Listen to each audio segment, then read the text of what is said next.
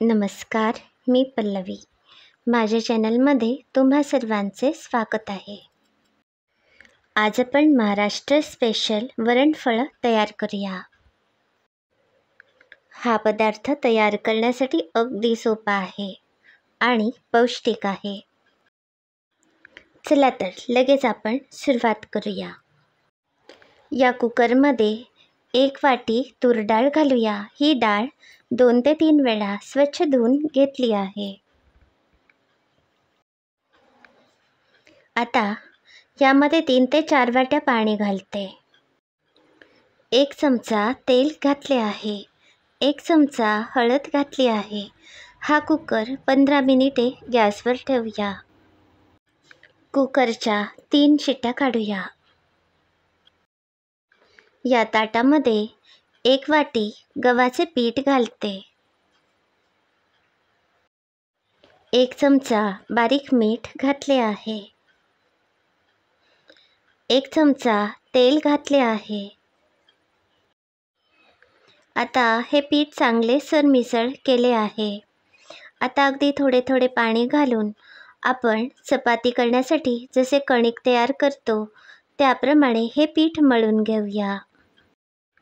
हा कणकेचा गोळा आता तयार आहे. यामध्ये 1 चमचा तेल घातले आहे. आता आपण वरणफळं तयार करूया.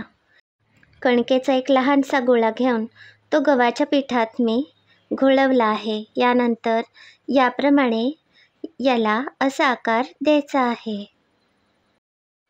लहान लहान वाट्यांचा आकार देऊया. या पद्धतीप्रमाणे मी ही सगळी वरणफळे तयार करून घेते.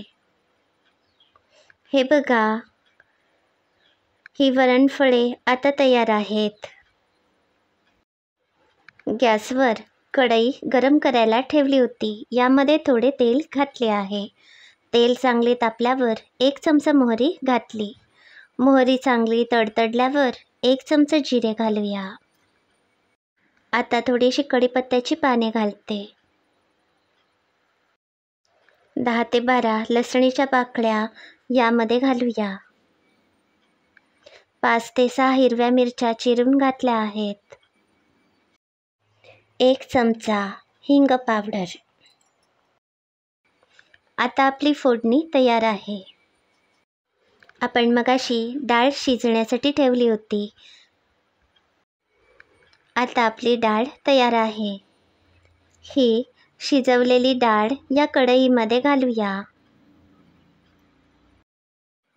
आवश्यकता असेल त्याप्रमाणे पाणी घालूया. आता या वरणाला एक चांगली उकळी आणूया.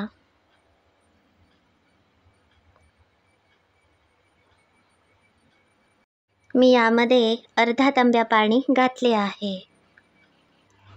आपण तयार केलेली वरणफळे या वरणात सोडायची आहेत. या वरणाला 4 चमचे मीठ घालते. मिठाचे प्रमाण तुमच्या आवडीनुसार कमी अधिक करू शकता.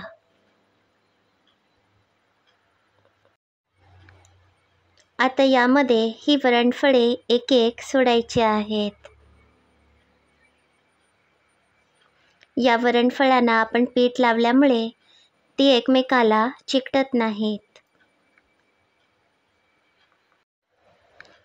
गॅसवर मध्यम आचेवर ही वरणफळे आपण 15 ते 20 मिनिटे शिजवूया.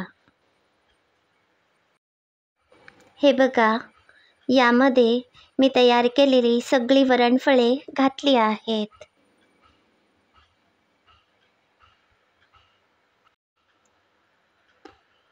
आता या वरणाला चांगली उकळी येत आहे.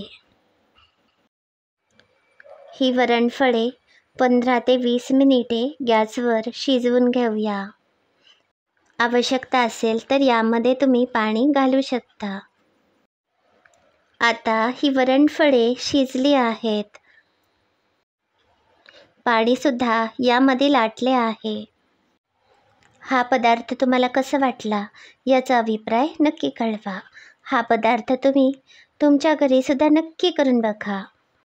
अशाच अगदी सोप्या रेसिपी बघण्यासाठी माझ्या चॅनलला नक्की भेट द्या.